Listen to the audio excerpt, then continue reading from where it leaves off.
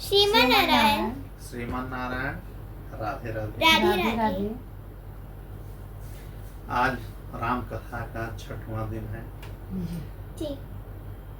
प्रारंभ करने के पहले थोड़ा सा मंगलाचरण कर लिया जाए। श्री गणेशाय नमः, श्री गणेशाय नमः, श्री गणेशाय नमः। ओम गंगणपतये नमः, ओम गंगणपतये नमः। श्री सीतारामाभ्याम नमः, श्री सीतारामाभ्याम नमः।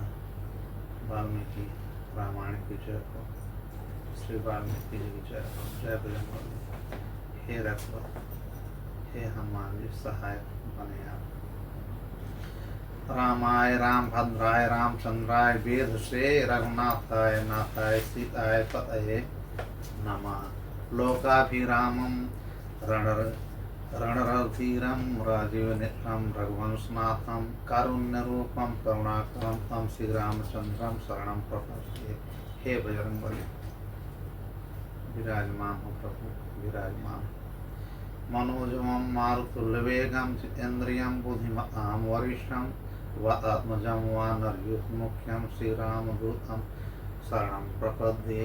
श्रीरामदूतं शरणं प्रपद्ये। हे माँ सरस्वती बिना वादनी सहायक बने। ओम सरस्वती नमः। ओम नमः शिवाय, ओम नमः शिवाय, ओम नमः शिवाय। ओम त्र्यंबकं यजामहे सुगंधिं पुष्टिवर्धनम् उर्वारुकमिव बन्धनान् त्वमक्षमामः। तो अब हम लोग प्रवेश किए हैं बाल कांड में। ठीक है। बाल कांड में ही नारद जी मूल रामायण की स्थिति सुनाते हैं किसको? वाल्मीकि जी को, जो कि 100 श्लोक में है ना। और इनके बाद सुनने के ठीक बाद महर्षि वाल्मीकि जी कहाँ जाते हैं? तमसा नदी के तट पे स्नान करने। किसके साथ?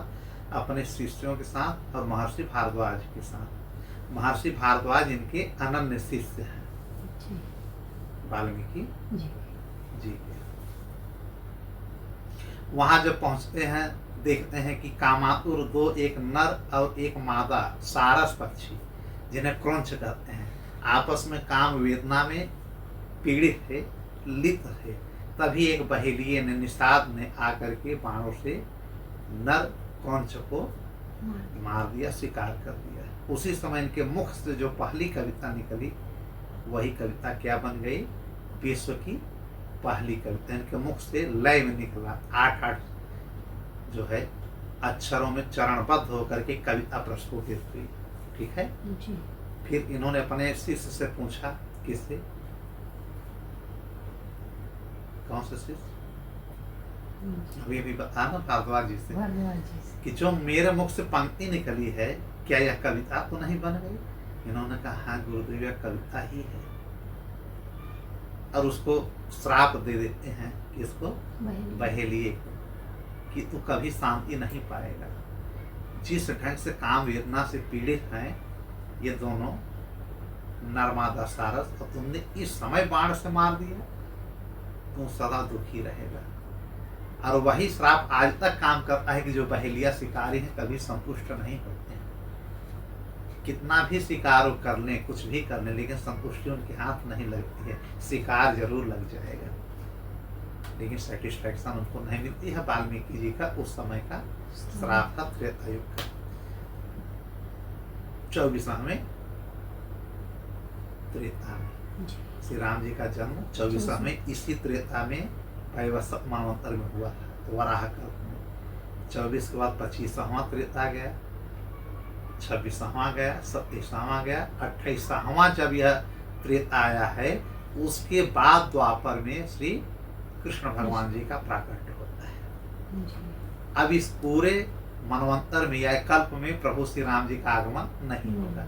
तब तक हम लोग उनकी कथा सुनकर के ही अपने को धन्य मानेंगे।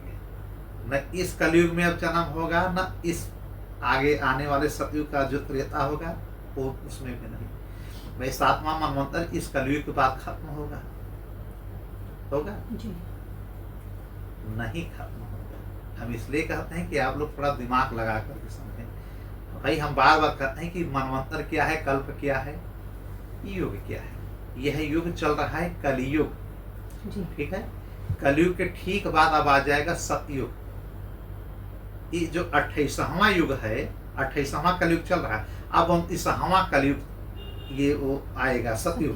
ठीक है, तो 29वां सतयुग आएगा, 29वां त्रेता आएगा, 29वां द्वापर आएगा, फिर 29वां कलयुग आएगा, फिर खत्म होगा तो 30वां आएगा सतयुग, फिर त्रेता आएगा, फिर द्वापर आएगा, फिर कलयुग आएगा। ऐसे 71 बार हम जाएंगे। सतयुग त्रेता द्वापर कलयुग, सतयुग त्रेता द्वापर कलयुग, माने 43,20,000 वर्ष की अवधि होती है इस महायुग की, जिसमें सतयुग त्रेता द्वापर कलयुग होता है। तो अभी तो 28वां चल रहा है, फिर 29 होगा, 30 होगा, 31 होगा, 32, जब 71 बार होगा तब यह वैवस्वत मनवंतर खत्म हो जाएगा, फिर 8वां मनवंतर लगेगा, फिर ऐसे चलेगा, फिर 9वां, फिर 10वां, 11वां, ऐसे 14 मनवंतर जब होगा तब यह श्वेत वराह कल्प खत्म होगा। उसके बाद जो कल्प लगेगा तब उस कल्प में पुनः किसी त्रेता में प्रभु श्री राम जी का जन्म होगा, प्राकट होगा, अवतार होगा, फिर श्री कृष्ण भगवान का। माने एक कल्प में एक बार ही प्रभु श्री राम जी और श्री कृष्ण जी जन्म लेते हैं। यह हर पुराण कहता है।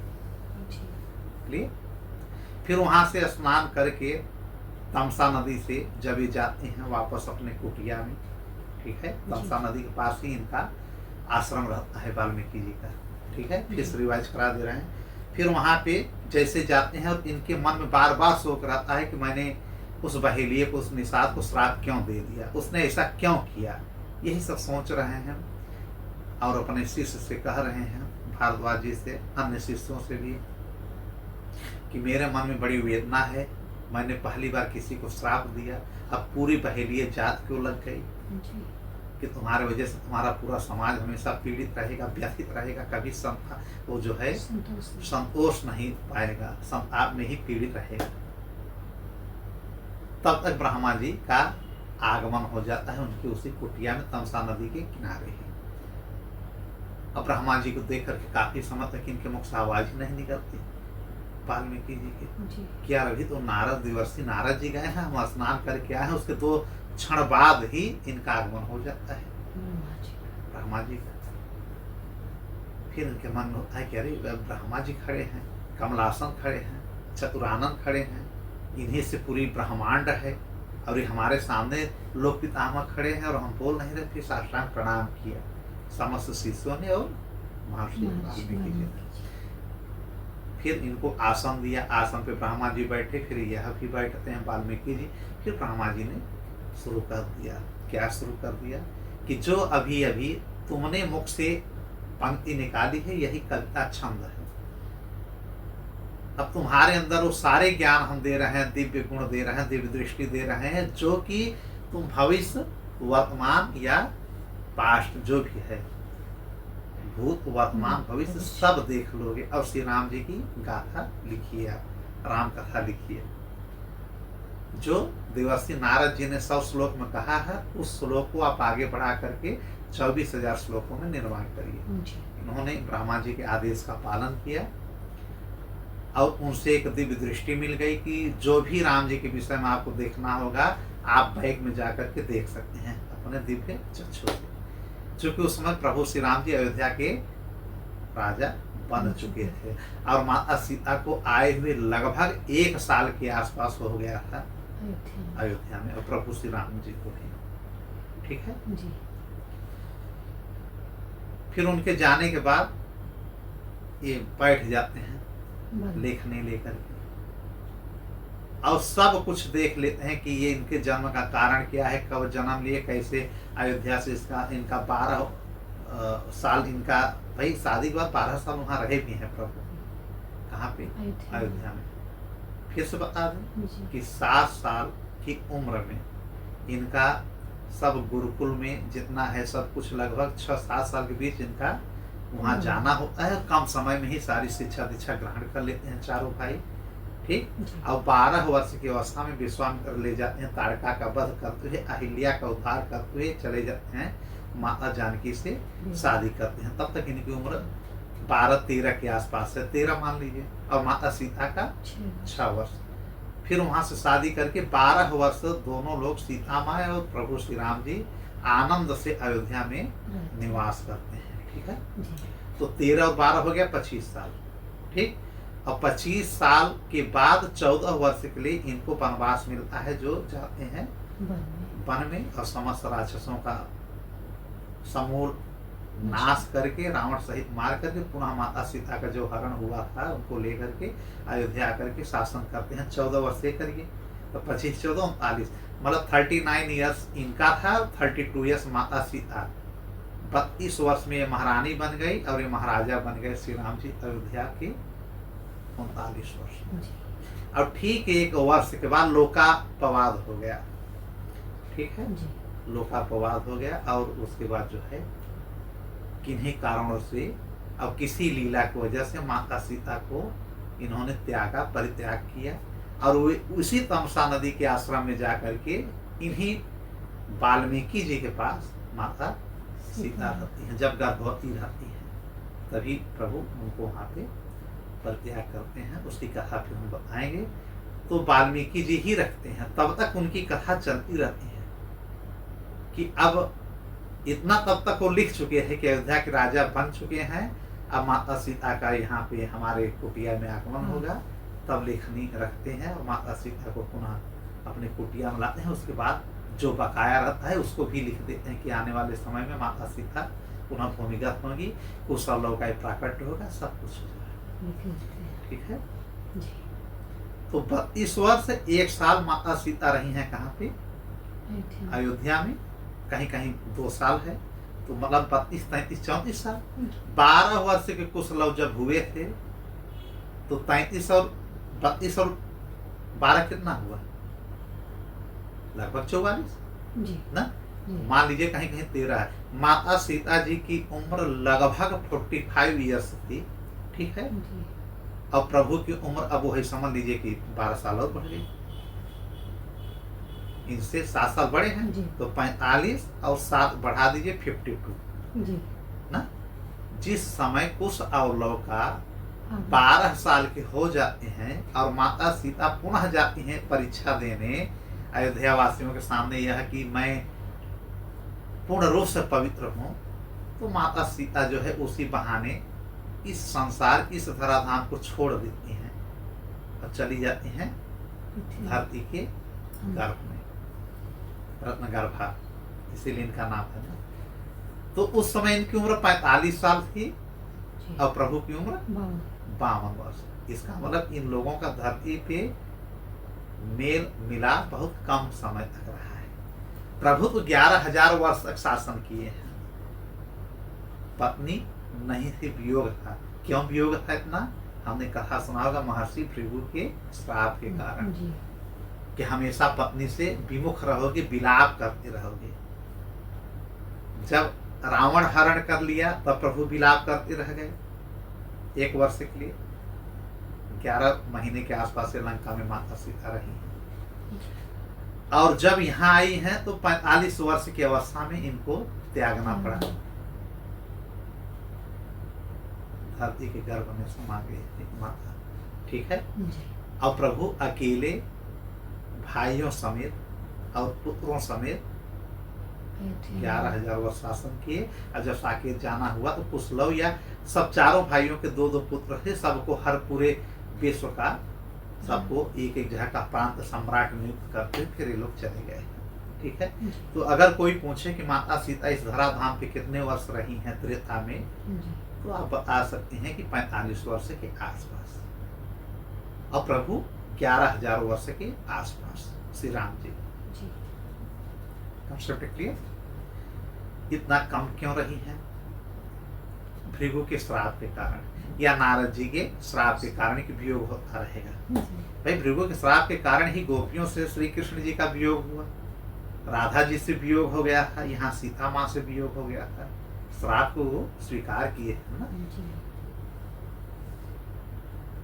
तो माता सीता लेकिन आई इनसे पहले हैं, सतयुग में चली आई थी माता सीता।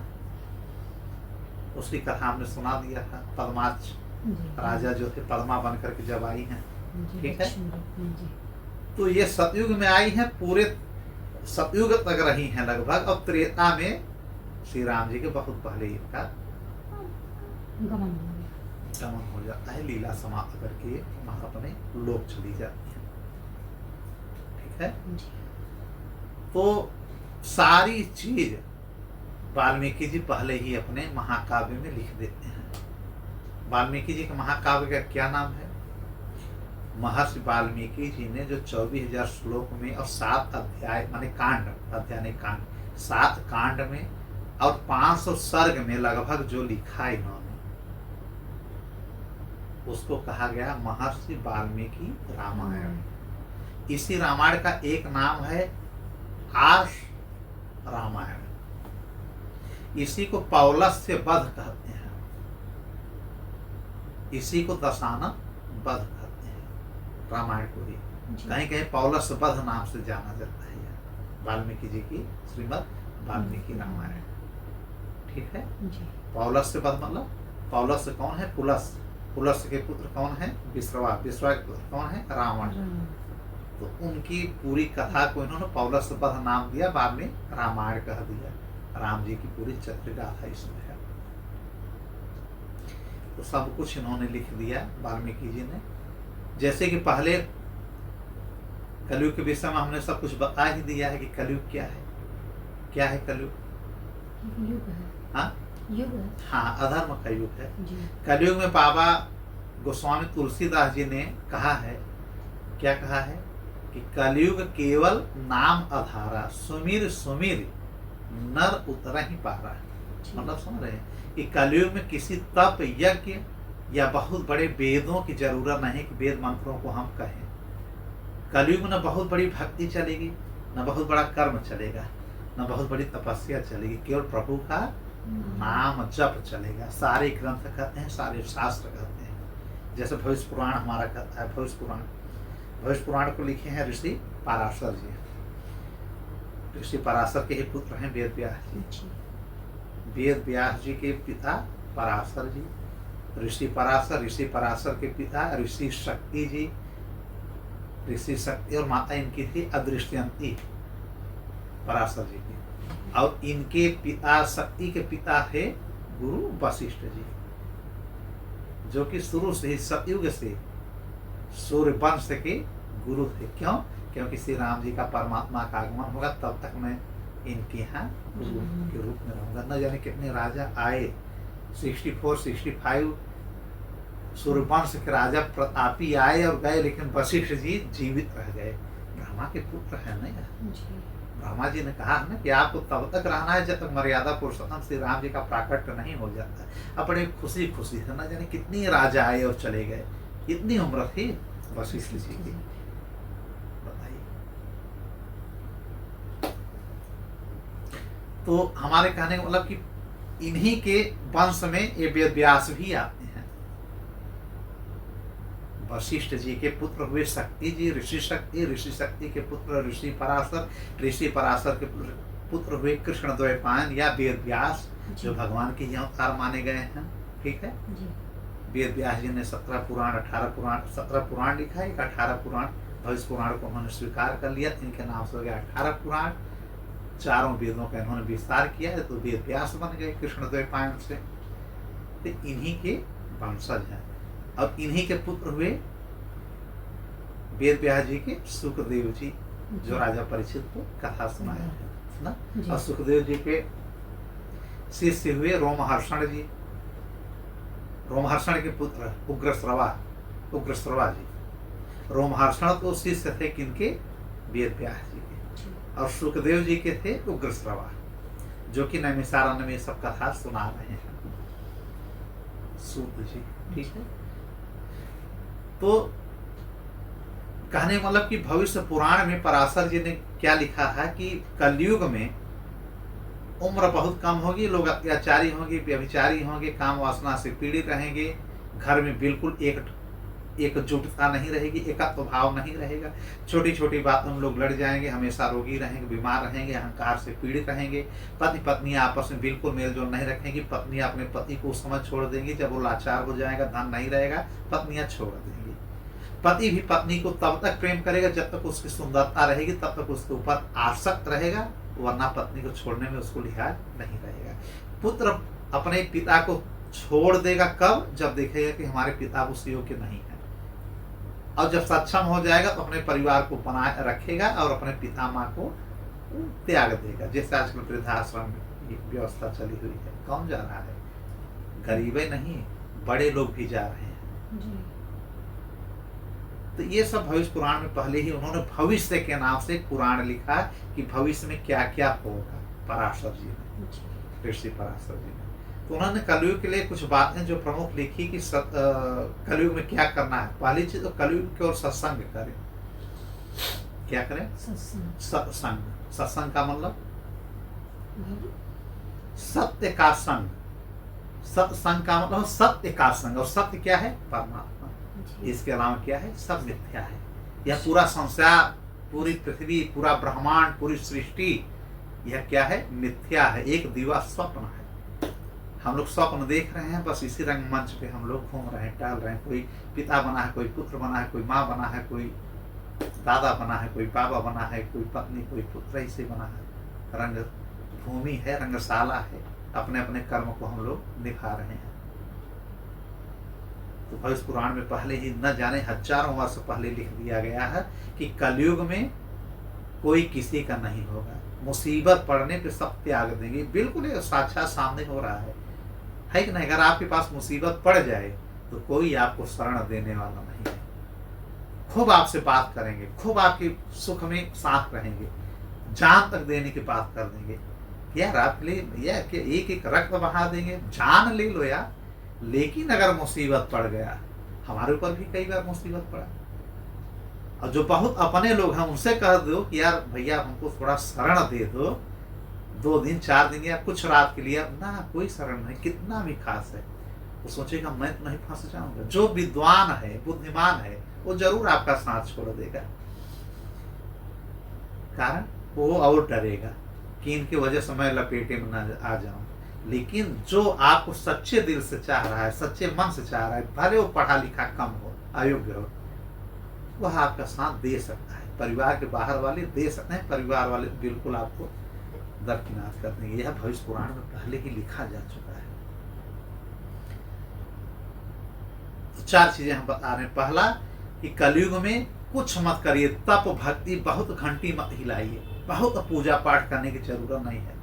आपके पास समय भी कम है, उम्र भी आपकी कम है, तो पहले तो आप सत्संग करें, पहला काम। पराशर जी ने कहा कि सत्संग करिए। अब दूसरा क्या कहा कि हरि नाम लीजिए। कुछ नहीं कर, हमेशा हरि, किसी का नाम ले लीजिए। श्री कृष्ण भगवान, अयोध्यापति का, श्री राम जी का ले लीजिए, वैकुंठपति का लीजिए, नारायण का लीजिए, हरि का लीजिए, किसी का लीजिए, जो आपके गुरु ने आपके गुरु मंत्र दिया है। जब तक गुरु मंत्र नहीं मिला है तब तक राधे राधे कहिए, ओम नमो भगवते वासुदेवाय कहिए, हरे राम राम राम हरे हरे, हरे कृष्ण कृष्ण कृष्ण हरे हरे। इस महामंत्र को, 32 अक्षर महामंत्र को कहिए। यह तो चैतन्य महाप्रभु ने कहा है। लेकिन भविष्य पुराण के अंतर्गत क्या है कि सत्संग करिए, सत्य से जुड़िए, कुसंग से हटिए। बहुत हो चुकी है सब कहानी, व्यथा की कहानी। अब दूसरा, हरि नाम। हाँ गुड, हरि नाम लीजिए। अब तीसरा, जीवन को सरल बनाइए। आजकल हम लोग जीवन बहुत जटिल बना दे रहे हैं। जितनी आवश्यकता नहीं है उससे अधिक हम लोग कलेक्ट कर रहे हैं। कलेक्शन में बहुत ध्यान रखता है। स्त्रियां कम से कम 100 साड़ी 50 साड़ी नहीं रखेंगे तो इनको मन में स्फूर्ति नहीं रहती है। और आदमी क्या सोचेगा कि जब तक हम 10 लाख 5 लाख रख नहीं लेंगे तब तक मन में स्फूर्ति नहीं आएगी। तो कलेक्शन से आप बचिए। अपने जीवन को जितना सरल बनाएंगे, जितना कम से कम आपके पास वस्तु में रहेंगी, जितना कम आपके पास रहेगा ना, उतना कम बोझा रहेगा, आप आराम से जी सकते हैं। तो शत्रु भी कम रहेंगे, मित्र भी कम रहेंगे, दोनों अपनाना चाहिए। बहुत नेटवर्क फैलाने से कुछ हासिल होने वाला नहीं। लेकिन ये लोग बहुत देर में समझते हैं। जैसे हम भी खूब नेटवर्क फैलाए, हर जिले में दौड़ो, हर जिले में भागो, वाह वाह, जिंदाबाद, मुर्दाबाद, बाद में समझ में आता है। लेकिन बहुत कम लोग समझ पाते हैं। जिसके ऊपर ईश्वर की कृपा होगी वही समझता है। नहीं, इस कलयुग में सब उसी में धक्का खा रहे हैं। जिंदाबाद, मुर्दाबाद, इनके पीछे उनके पीछे, यहाँ भागो वहाँ भागो। इस शासन के पीछे लोग परेशान हैं जो कि मृत्यु के करीब है। जो भी शासन का मंत्री, विधायक या मुख्यमंत्री, राष्ट्रपति है, सब जाने वाले हैं, कोई नहीं बचा है, ना बचेगा। लेकिन उस परमात्मा को, उनके अधीन अगर हम हो गए तो यहाँ तो हमको सुख मिलेगा ही, वहां के लिए हमारा एक व्यवस्था बना है कि उनके चरणों में हमको जगह मिल जाएगी। और एक इन्होंने कहा है कि कलयुग में जितना हो सके आप दान करें। जरूरी नहीं कि दान को आके किया जाए, और ज्यादा से ज्यादा सत्य बोलने की कोशिश करें। अगर आप सत्य बोलेंगे ना, उसके लिए आपको कई चीज संग्रह करने की जरूरत नहीं है। अगर आपने एक बार असत्य कह दिया तो कई बार उसको आपको याद करना पड़ेगा कि मैंने इनसे क्या कहा, उनसे। और जब आप सही बोलेंगे ना, तो मेमोरी आपकी खाली रहेगी, कोई कचरा नहीं रहेगा। प्रभु के नाम को बड़े आसानी से हम ले सकते हैं। इस प्रकार से हम कह सकते हैं कि भविष्य पुराण में बहुत पहले ही हमको कलयुग वासियों को यह अवगत करा दिया गया था 4 चीजों को। सत्संग करो, हरि नाम लो, ज्यादा वस्तुओं का संग्रह मत करो। आजकल संग्रह बहुत लोग करते हैं, नहीं काम है तो बहुत कर देंगे भैया। एक फ्रिज की जगह 3 फ्रिज रखेंगे, एक टीवी की जगह 4 टीवी रखेंगे, एक बल्ब की जगह 10 बल्ब रखेंगे। कितना कर दें। एक मतलब जैसे एक जूता चाहिए शूज, तो कम से कम 5 ब्रांड चाहिए। हाँ, ये सब जो है। तो उन्होंने क्या कहा है कि सरल जीवन अपनाएं और सत्य बोले और दान करें। बस इतना अगर आप करेंगे ना, तो कलयुग आपको भ्रमित नहीं करेगा, आप हरि नाम से जुड़ जाएंगे। यह भविष्य पुराण कहता है, यही हमारे श्री रामचरितमानस कहते हैं, यही हमारे श्रीमद् वाल्मीकि रामायण जी कहते हैं, यही अन्य ग्रंथ धर्मशास्त्र सब कहते हैं कि ईश्वर की सत्ता पे आप भरोसा रखिए। जो कि ईश्वर आपको यहाँ भी मिलेगा, कण कण में है, जहाँ जाएंगे वहाँ ईश्वर की सत्ता है। यहाँ भी ईश्वर की सत्ता के बगैर कुछ नहीं हो रहा है। पूरी प्रकृति ईश्वर के अधीन है। वो हम अलग चीज है कि हम कहते हैं कि हम अपने घर के अधीन है, अपने पिता के अधीन है, अपनी पत्नी पति के अधीन है, या अपने बॉस के अधीन है, जहाँ पे हम कंपनी में या जहाँ पे हम काम कर रहे हैं। नहीं भैया, ये सब बनावटी है। असली शक्ति, असली परमात्मा तो कहीं बैठा है जो काम कर रहा है। हम यह नहीं कह सकते जैसे सूर्य की रोशनी हर जगह निःशुल्क पहुंच रही है। ये किसकी सत्ता है, किस वैज्ञानिक ने बना दिया है? यह ईश्वर की देन है।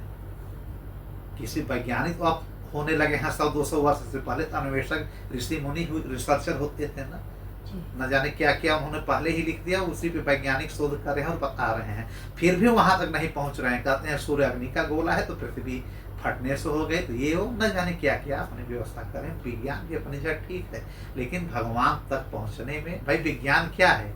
हम और आप मनुष्य ही तो वैज्ञानिक बने हैं। विशिष्ट ज्ञान हम पढ़ करके वैज्ञानिक बन करके उसका निर्माण करें। लेकिन उनकी सत्ता तो भाई परमात्मा की सत्ता असीम है। तो कलयुग में या हर युग में राम नाम बहुत आवश्यक है। और राम नाम, हरि नाम, श्री कृष्ण नाम या भगवान का नाम ही केवल सत्य है, बाकी सब असत्य है। हम आप मरेंगे, कुछ पीढ़ियों के बाद सब भूल जाएंगे। कुछ पीढ़ी क्या, साले 2 साल 6 महीने 13 दिनों बाद सब बोलना शुरू करेंगे। कैसे 13 ही हो यार, खत्म करो यार। डेली ड्रामा हो रहा, न मसाला खा पा रहे हैं, न बढ़िया चीज। जिस दिन 13 ही होगी उस दिन खूब चपक के खाएंगे, रसगुल्ला खाएंगे, मिठाई खाएंगे, ये आइटम वो आइटम। 14वें दिन से भूलना शुरू। लेकिन भगवान को कोई भूला है? अनंत काल से उनकी गाथा चली आ रही है, ऋषि मुनि, साधु संत या भक्तों के द्वारा परंपरा चल। ठीक, तो यह भविष्य पुराण में भी कहा गया है। अब कौन अधिक शक्तिशाली है, कौन देवी देवता, इसमें नहीं फंसना चाहिए।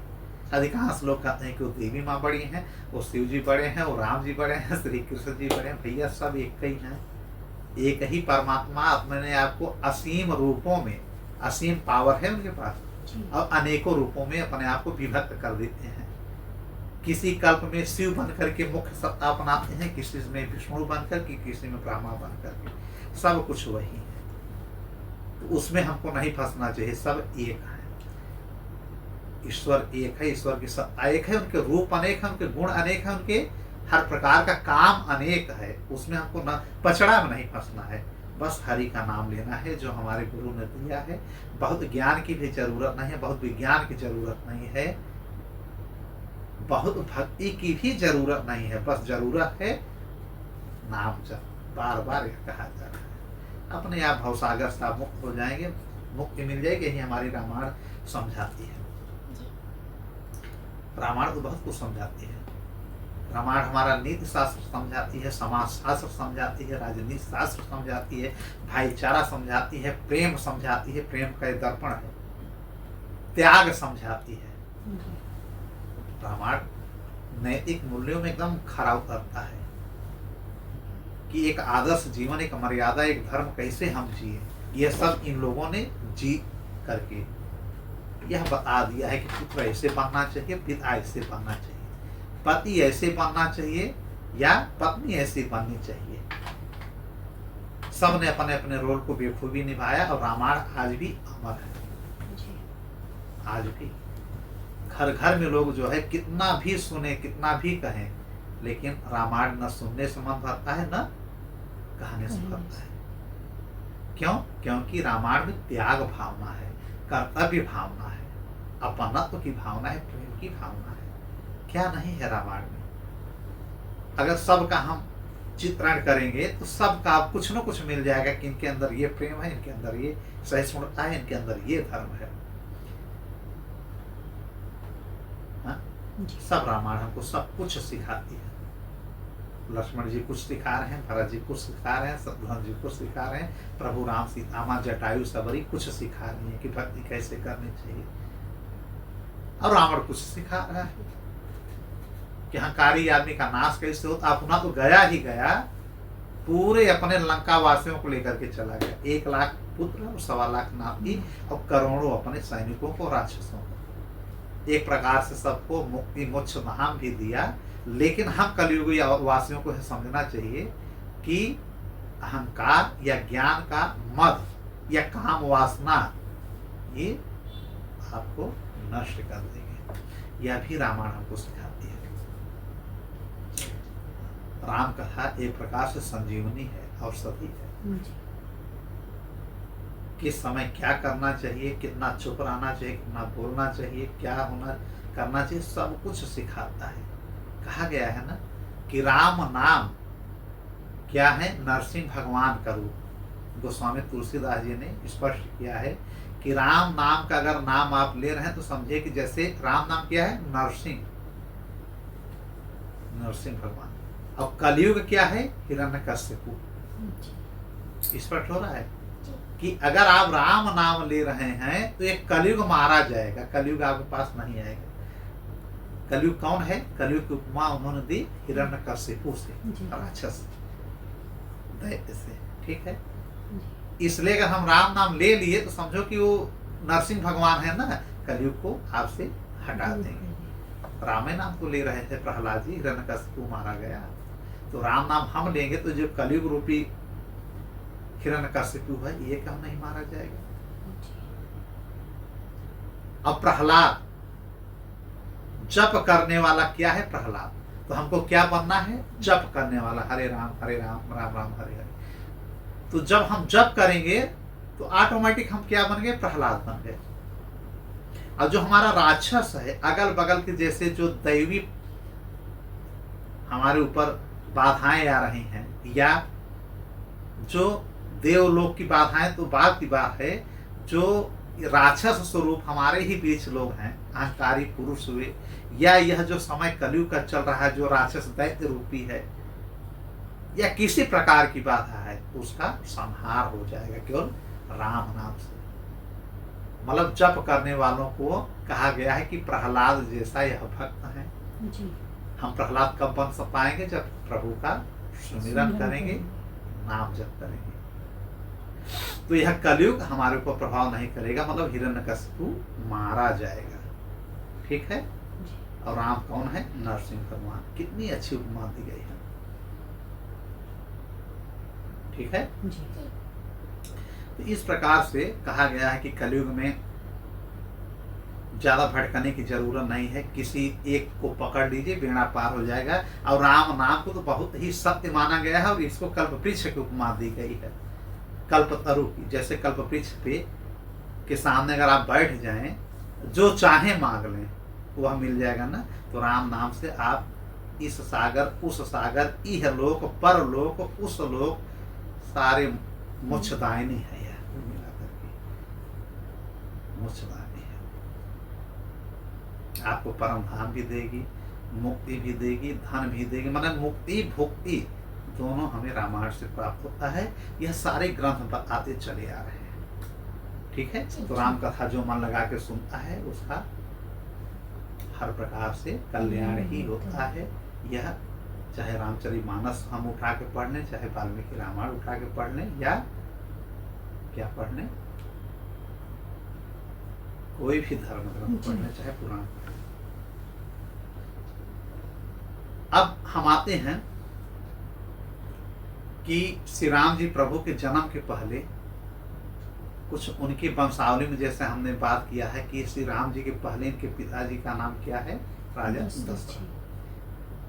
आखिर में दशरथ राजा क्यों बने, कैसे बने, कब तक रहे, थोड़ी इनकी विषय में चर्चा कर लिया जाए। जैसे राजा दशरथ नाम से ही मालूम पड़ रहा है, 10 रथ, 10 को अलग करिए, रथ को अलग करिए। रथ मतलब समझ रहे हैं कि पहले राजा महाराजा रथ से चलते थे, जिसमें घोड़े बांधे रहते हैं, वह रथ हुआ। अब 10 मतलब काउंट करिए, टेंट को 10 करते हैं। दशरथ जी के पिता का नाम था राजा अज ना। राजा अज के पिता का नाम था राजा रघु। राजा रघु जी के पिता का नाम था राजा दिलीप। ठीक है। और रघु जी के नाम से ही रघुवंश नाम पड़ता है। किनका? श्री राम जी के पूरे कुल का। और सूर्य जी के जो थे, सूर्य जी के पुत्र ना, तो वो अपने पिता से सूर्यवंशी नाम रखे थे, सूर्य के नाम से। भाई वर्षव उन्होंने अपने, जैसे हम ही लोग कोई मकान बनवाए, कहने की है हमारे पिताजी का नाम है, ठीक है, पिताजी का नाम लिख के निवास कर दें। उसी प्रकार से वैवस्वत मनु ने अपने कुल का नाम रख दिया सूर्यवंश को, और सूर्यवंश अभी तक चलाया। और बाद में रघु जी इतना अच्छा काम किए कि उनके नाम से रघुकुल वंश बन गया। कहा गया है ना, श्री राम जी ने कहा था ना, और दशरथ जी ने भी कहा था राजा महाराजा दशरथ। अगर हम महाराजा न लगाएं तो समझ लीजिए कि दशरथ जी के पहले श्री दशरथ जी कहना चाहिए। और अगर हम राम जी कह रहे हैं तो भैया फुल चुकमा उसको कहना चाहिए श्री राम जी, श्री सीता जी, श्री लक्ष्मण जी। तो हर जगह श्री लगना चाहिए, ये हमारे पूज्य है। ठीक है जी। तो श्री दशरथ जी की कथा हमने पहले ही बता दिया जी, कि तपस्या किए 23,000 वर्ष पूर्व जन्म में। क्या थे ये? कहीं कहीं तो कहा गया है कि जो कश्यप ऋषि हैं और माता अदिति, यही बन के आए थे राजा दशरथ और कौशल्या। और वाल्मीकि में यह है कि मनु और शतरूपा, इन्होंने 23,000 वर्ष किया प्रभु को अपने पुत्र प्राप्त हेतु। फिर प्रभु ने वरदान दिया है कि ठीक है, मैं राम बन करके आपके यहाँ का पुत्र बन करके आऊंगा। ठीक है। 2 कथा हो गई। कल्प कल्प की बात है। हर कल्प में, एक कल्प में एक थे धर्मदत्त, एक थे धर्मदत्त, और वही विष्णु भगवान बहुत बड़े प्रिय थे। वो बन करके आते हैं दशरथ। और धर्मदत्त की पत्नी थी कलहा, वो बन के आती हैं कैकेयी। और धर्मव्रत की 2 शादियां पहले हो चुकी थी, वो दोनों पत्नियां कौशल्या सुमित्रा बन के आती हैं। ठीक। इनकी कथा थोड़ी सुन लिया जाए कि दशरथ जी का जब जन्म होता है तो इनके जन्म की पहले कथा सुनकर के फिर पूर्व जन्म पे चले। ठीक है। तो राजा दशरथ का जन्म होता है जब, तो एक कथा आती है कि एक देवासुर संग्राम होता है, जिसमें एक सम्रासुर नामक एक राक्षस होता है जो पूरे दंडकारण्य में उपद्रव मचा दिया। आखिर भगवान को दंडकारण्य में ही क्यों जाना पड़ा? क्योंकि दंडकारण्य में बहुत राक्षसों का जमावड़ा हो चुका है। और दंडकारण्य इन्हीं के वंश में एक राजा दंड थे, उन्हीं को अयोध्या से निकाला गया है और दंडकारण्य में वो राजा बन गए थे, बड़े उदंड थे, इसलिए उनको देश निकाला कर दिया गया। वहां पे दंडकारण्य में उन्होंने अपनी राजधानी बसाई। और राजा दंड जो है शुक्राचार्य की बेटी से प्रेम कर बैठे थे, जी। और शुक्राचार्य जी को यह सहा नहीं गया, उन्होंने श्राप दे दिया था। प्रेम कर बैठे थे वो तो बात अलग है, उनके साथ गलत कर बैठे थे, जी। ठीक है, जी। बलात्कार कर दिया है समझ लीजिए राजा दंड ने। इसलिए जो है शुक्राचार्य जी ने कहा कि तुम शादी कर लो, शादी भी नहीं करना चाह रहे, बोले कि तुम्हारी पूरी यह राज्य 7 दिन में नाश हो जाएगा। और अपने बेटी को लेकर के वहां के आश्रम से शुक्राचार्य दंडकारण्य से निकल गए, समूल इनका नाश हो गया था। और बाद में उसी दंडकारण्य में पुनः जो है राक्षसों का वास हो गया था। कहा यह जाता है कि जब दशरथ जी बड़े हुए, अयोध्या के राजा बनाए गए, तो उस समय इनका आना जाना स्वर्ग, पाताल, पृथ्वी तीनों लोक में था। जी। ये अपने रस से चले जाया करते थे। कैकेयी माँ बड़ी वीरांगना थी, वीर स्त्री थी, और इनकी चौथी पत्नी थी कि तीसरी पत्नी, हाँ, इनकी तीसरी पत्नी थी। कितनी पत्नियां थी राजा दशरथ का? कितनी? 350 रानियां थी दशरथ जी के पास, और 3 इनकी महारानियां थी। कौन कौन? कौशल्या, सुमित्रा, कैकेयी, जी। ना? जी। ठीक, याद है। और 350 इनकी रानियां थी, 350 रानियां। और कहीं कहीं अन्य रामायण में 700 रानियों का जिक्र किया गया है। रानियों का दशरथ के पास 700 रानियां। अब ज्यादा शादी कब कर लिए? परशुराम जी जब जाते तो मारने के फिराक में कितनी बार अयोध्या गए तो मंडप सजा के बैठ जाते, क्योंकि परशुराम जी ने कहा था कि मैं जब जाऊं और कोई राजा अगर शादी करता रहेगा तो मैं उसको छोड़ दूंगा, और कोई पत्नियां जो गर्भवती रहेंगी मैं उनको छोड़ दूंगा, उसके पति सही। तो जब इनको पता चलता है, ये सजावट अपना मंडप बना करके तैयार रखते हैं, और पता चलता है कि परशुराम जी अयोध्या के बॉर्डर पे आ गए हैं, तो इनका शादी शुरू हो जाता है। अब परशुराम आकर के लौट जाते कि अब इनकी शादी चल रही है, अब इनका आगे का वंश परंपरा चलेगा, क्योंकि ये क्षत्रिय थे। अब क्षत्रियों को मारने का उन्होंने 21 बार प्रण किया है परशुराम जी। इस समय तक मार रहे थे, लेकिन ये बच जाते, बार बार शादियां करते गए, ऐसे ही करते करते कहीं कहीं 350 है, लेकिन कहीं कहीं पौराणिक ग्रंथों में 700 रानियों का जिक्र है। तो जब यह युद्ध करने जाते थे तो माता कैकेयी भी इनके साथ चली जाती है। कैकेयी इनकी बड़ी प्रिय पत्नी थी। क्यों? क्योंकि ये बूढ़ेपन में, लगभग बुढ़ापे अवस्था में इनसे इनकी शादी होती है, तो आसक्ति इनके प्रति ज्यादा थी। कैकेयी माँ के प्रति इनका लगाव राजा दशरथ का ज्यादा। एक में इनका नाम पड़ा दशरथ कब? संबरासुर युद्ध में, जब देवासुर संग्राम होता है, दंडकारण्य का जो राक्षस होता है दैत्य, यह इंद्र को भगा देता है, अब इंद्र को हटा करके स्वर्ग पे कब्जा कर लेता है। तब इंद्र ने निमंत्रण भेजा कि आप आइए, मेरा सहयोग करिए। तब धरती से अयोध्या से जाते हैं राजा दशरथ और साथ में कैकेयी माँ और अपने सेनाओं को लेकर के। युद्ध कला में इतने माहिर थे राजा दशरथ, इनके पास अनेकों ऐसे बाण थे जो कि शब्द भेदी भी थे।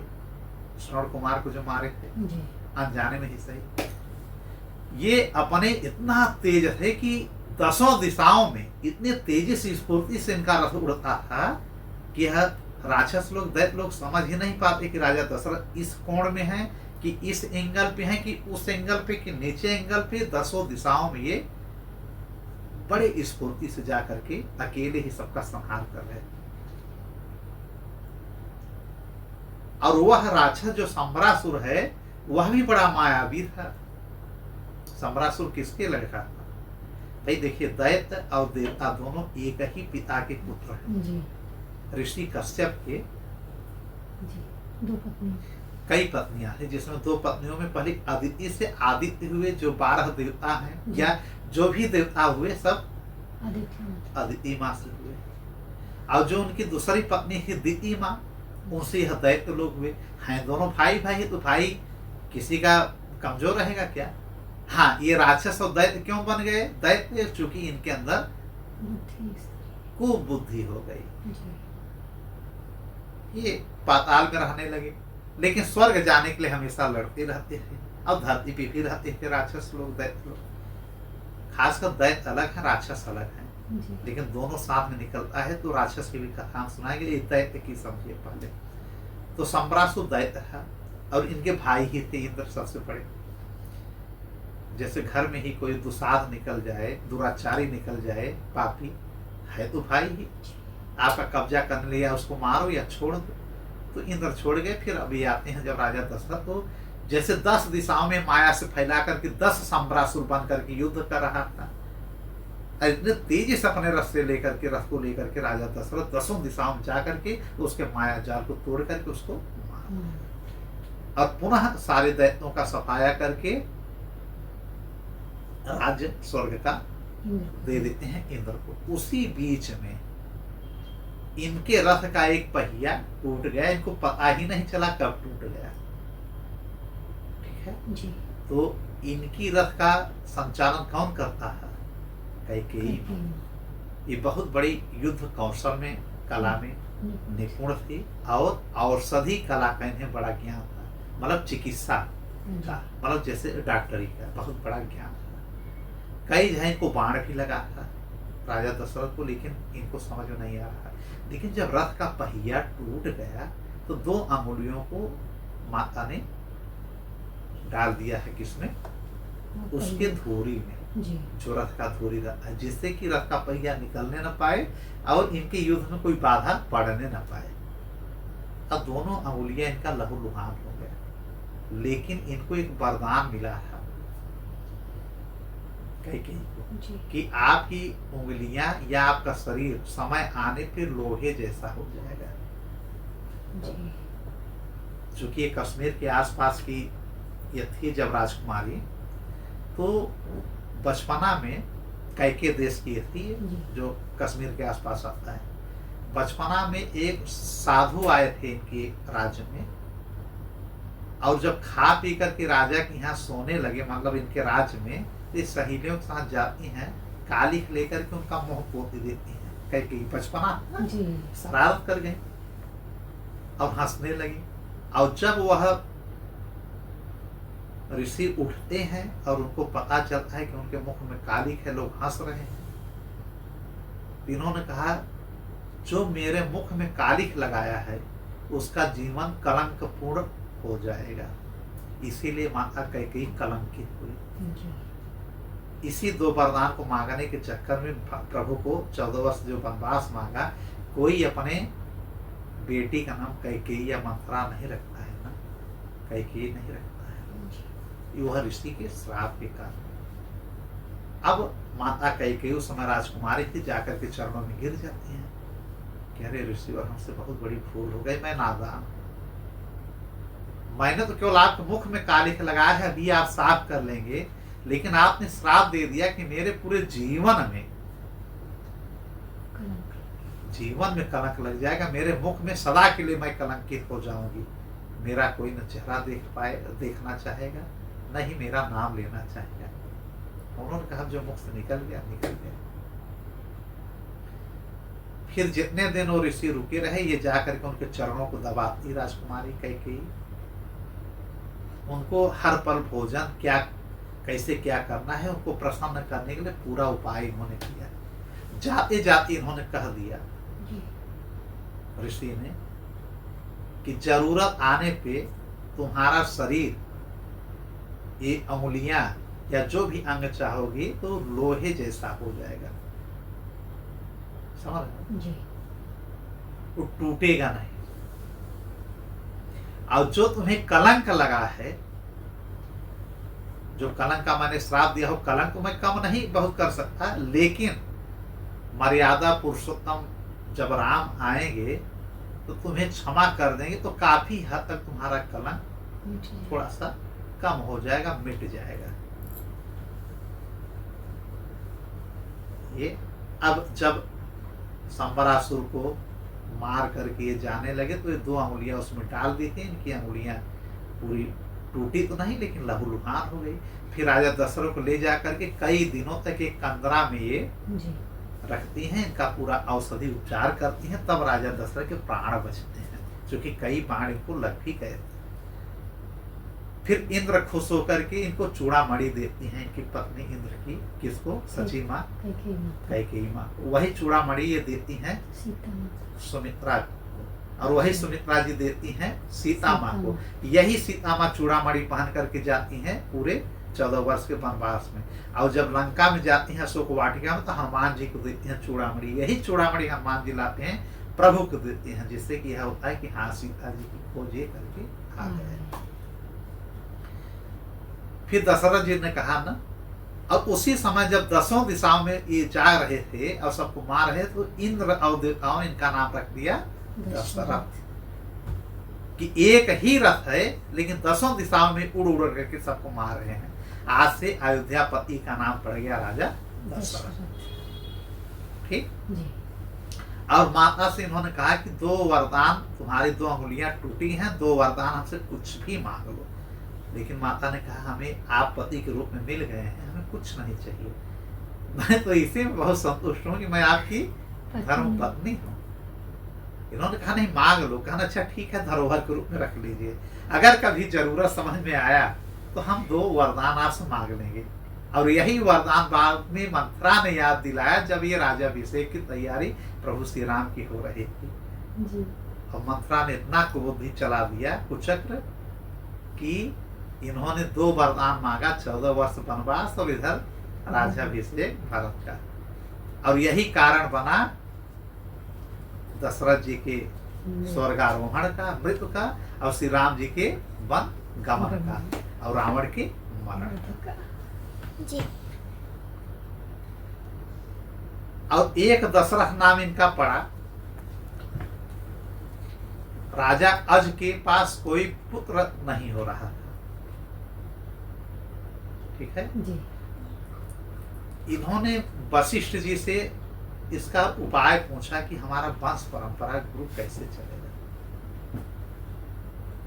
राजा अजी नाम है ना उनके पिता का, और उनकी माता का नाम क्या था?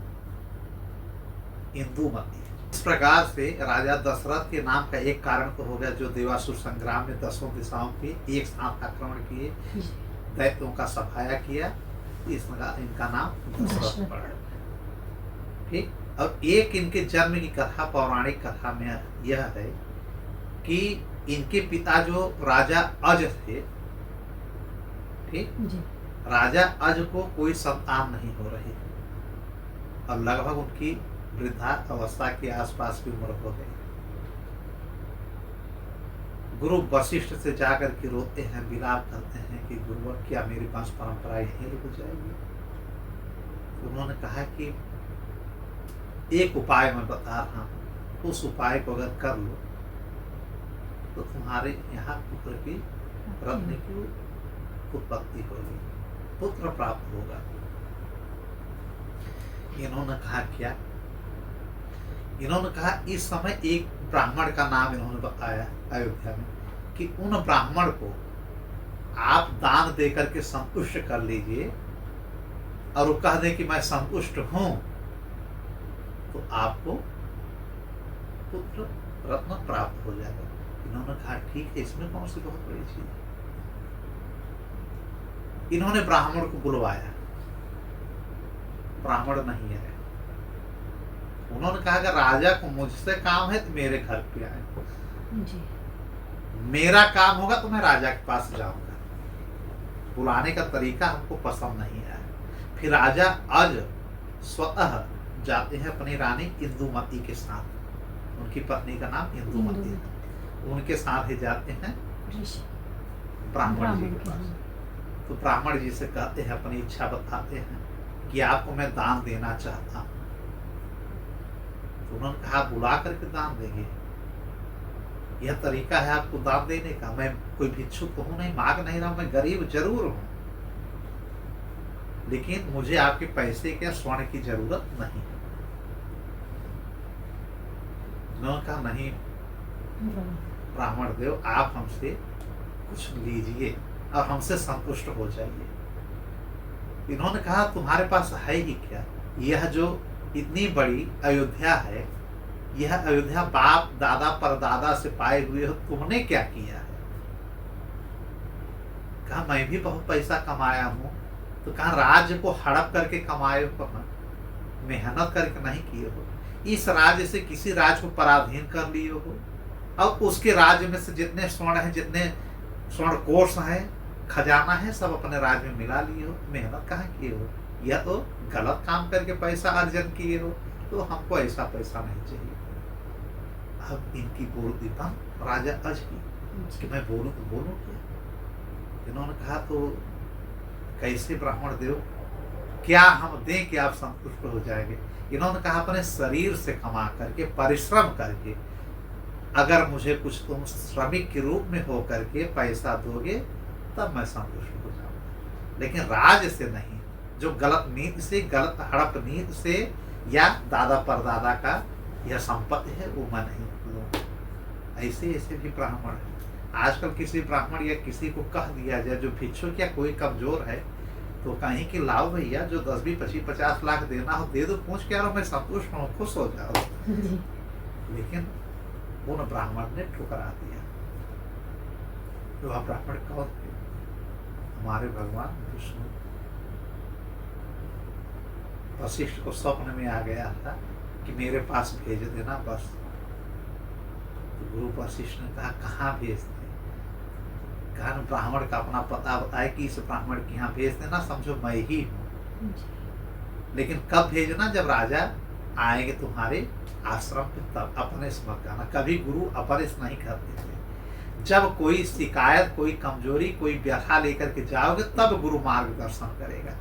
अब जैसे आप शिष्य बने हैं, सोचिए नहीं गुरु आकर के आपको यहाँ पे रास्ता दिया, आप जाइए, गुरु से नहीं मिल पाए तो सोचे गुरु हमको देखें बुलाए, ऐसा कुछ नहीं। आप उनके शरण में जाना पड़ेगा, अपने मन में जो प्रश्न है व्यथा बताना पड़ेगा। तो जब व्यथा बताए तो इन्होंने कहा वहां ब्राह्मण के पास चले जाइए। वह ब्राह्मण रूप में भगवान ही आ गए थे और लक्ष्मी माँ आ गई थी उनकी पत्नी के रूप में कुछ समय के लिए। भगवान बार बार सूर्य वंश के राजाओं का परीक्षा लिए कि इनके यहाँ हम जन्म कह तो दिए हैं लेने के लिए, कैसे कैसे राजा हैं, सबकी परीक्षा लग गई है। अब ये राजा अज की परीक्षा है। अब राजा अज, उन्होंने कहा मैं समझ गया, मैं अपने शरीर से मेहनत करके आपको पैसा दूंगा, जो भी स्वर्ण पा गया, जो भी पा गया मैं लेकर के आऊंगा। इन्होंने कहा ठीक है। अब ये अपने राज्य में वापस आते हैं अयोध्या में, और अयोध्या से फिर जाते हैं। ये किसकी कथा में सुना रहा हूँ? राजा दशरथ के पिताजी की। अब ये जाते हैं पूरे राज्य में सबके पास कि मुझको नौकरी पे रख लो। सब इनके चरण में गिर पड़ते हैं, अरे भगवान का आप मार ही डालिए, हम आप ही का दिया हुआ हम सब खा रहे हैं, और आप नौकरी करने में परिश्रम करके, मेहनत करके मैं कमाना चाह रहा हूँ। कोई इनको अपने यहाँ नौकरी नहीं रखा। पूरे अयोध्या में लोग सोचते हैं कि आज रख लेंगे, कल हमको फांसी पे चढ़ा देंगे, सूली पे चढ़ा देंगे। राजा की क्या इच्छा है? हमारी परीक्षा ले रहे हैं। तब इन्होंने कहा कि यहाँ हमारा कुछ काम चलेगा नहीं। फिर ये राज्य छोड़ करके अपने अयोध्या से बाहर चले जाते हैं राजा अज। भिखारी जैसा बन करके भिक्षा मांगते हुए अपने पहले भूख को मिटाते हैं। फिर एक लोहार जैसे आदमी के यहाँ जाते हैं जो हथौड़ा और वो जो चिंगारी ये सब चलता है उसके यहाँ, और कहते हैं मैं बहुत गरीब प्राणी हूँ, मुझे पैसे की बहुत जरूरत है, मुझे अपने यहाँ सेवक रख दो। उसने देखा हाव भाव से तो लग रहा है कि कोई ये बड़े आदमी है, लेकिन वो पहचान तो पाया नहीं। भाई राजा को नहीं सब पहचानते थे जी। भाई होता क्या है कि अब तो चित्र का जमाना आ गया, पिक्चर देख लेंगे कि फलाने मंत्री ये हैं, फलाने मुख्यमंत्री ये हैं। हाँ, ये राष्ट्रपति हैं, पहले ऐसा था नहीं, राजा के पास पहुंच नहीं पाते थे।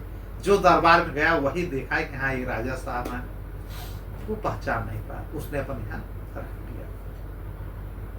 कई दिन तक हथौड़े से उसके यहाँ इन्होंने पूरा काम किया, बड़ा बड़ा हथौड़े से उसके यहाँ लकड़ियाँ काटे और हथौड़े से लोहे को काटे, खूब काम किए, लगभग 1 सप्ताह काम किए, पसीने से चूर चूर हो गए राजा।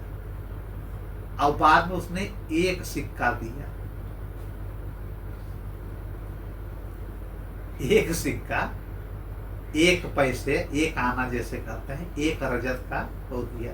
अब इन्होंने देखा तो परिश्रम से बहुत कम मिला, लेकिन अब बोले क्या, इन्होंने कहा बस हो गया। अरे बस, मारे मारे फिर रहे, तुमको भोजन दे दिए, अब 1 आना ले लिए, 1 सिक्का ले लिए, मतलब 1 आना रजत का, चांदी का, पहले यही चलता है, स्वर्ण रजत। इन्होंने कहा कि ठीक है, 1 पैसा ही, 1 आना ही सही, ये लेकर के जाते हैं। तो ब्राह्मण उस समय नहीं थे, ये जाते हैं, ब्राह्मणी मिलती हैं और वो कछनियाए उछनियाए मार झाड़ू पोछा कर रही हैं, साफ सफाई करके। ये जाकर पहुंच जाते हैं, कहते हैं प्रणाम गुरुमाइन माता ब्राह्मणी देव को। उन्होंने कहा क्या है बताओ। कहा मैं राजा अयोध्या। अरे कहा तो बताओ राजा अयोध्या को तो हम क्या करें, क्यों आए ये बताओ। कहा ब्राह्मण देव से मिलने आए। कहा ब्राह्मण देव नहीं है, नहीं है इस समय। मतलब वहां भी देख रहे हैं कि इनको गुस्सा आ रहा है कि नहीं आ रहा है लक्ष्मी माँ। कहा ब्राह्मण देव नहीं है, चलो चले आते हैं सुबह सुबह। राजा बने हैं, जब देखो राजा राजा सब यहाँ सब। तो उन्होंने कहा मैं कुछ उनके लिए दक्षिणा लाया था, मुझे दान देना है। कहा क्या लाए हो, कौन सा सोना सिंहार, कुछ दिख तो नहीं रहा है। तो निकालते हैं अपने जेब से 1 सिक्का, उनके हाथ में दे देते हैं। अब वो लक्ष्मी माँ देखती हैं कि 1 सिक्का, कहते हैं कि यह ब्राह्मण देव जी जब आएंगे तो उनको आप दे दीजिएगा, राजा आज। और वो दे करके जैसे ही निकलते हैं अपने अयोध्या के लिए, पैदल ही गए थे, क्योंकि पूरा इनको परिश्रम करना था, परिश्रम करके कमाए, कमा करके वहां दिए। अब जब अयोध्या जाएंगे तब राजा बनेंगे, पैदल ही गए। कई कोस ये पैदल चलते रहे कई दिन। अब जब इनको दे करके गए और इनको गुस्सा लगा, उठा करके फेंक दिया, 1 आना का पैसा दिया। वो ढंगलाते ढंगलाते बस जो क्वाइन था काफी दूर तक जाके गिरा। अब जब ब्राह्मण देव आते हैं वो कहते हैं कि और बताइए आज कोई मिलने हमसे आया था। इन्होंने कहा हाँ राजा महाराज आए, राजा आज। तो उन्होंने कहा क्या दिया उसको। उन्होंने कहा अरे 1 सिक्का दिए हैं, वो सिक्का हमने फेंक दिया है।